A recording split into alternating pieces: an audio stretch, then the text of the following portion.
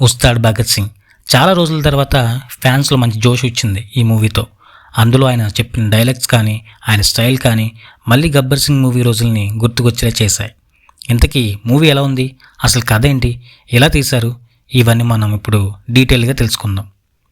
ఈ movie story పెద్ద కొత్తేం కాదు. భగత్ సింగ్ ఒక అనాథ. చిన్నప్పుడు ఒక మాస్టర్ చేరదీసి చదివిస్తాడు. మన హీరో పోలీస్ ఆఫీసర్ అవుతాడు. సేవగుణం ఉండడం వల్ల మాస్టర్ సీఎం అవుతాడు. మరీ అంత మంచితనం పనికిరాదని విలన్ ఆ సీఎం కుర్చీని ఆక్యుపై చేయాలనుకుంటాడు.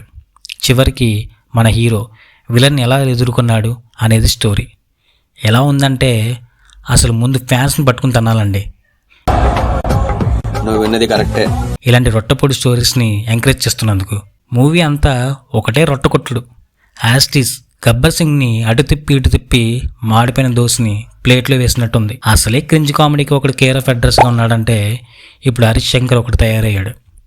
సాంగ్స్ అయితే టూ వర్స్ట్.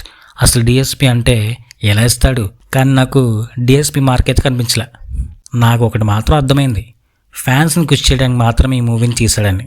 కానీ ఒకటి, పవన్ కళ్యాణ్ని అయితే మిక్స్డ్ బిర్యానీలా వింటేజ్ స్టైల్స్ అన్నీ దింపేశాడు.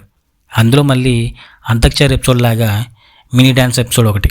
ఓవరాల్గా ఫ్యాన్స్ కూడా సెకండ్ హాఫ్ వాళ్ళు కొంచెం ఊపిరి పీల్చుకున్నారు. కానీ మూవీ అంత సూపర్ ఏం కాదు, బిలో యావరేజ్.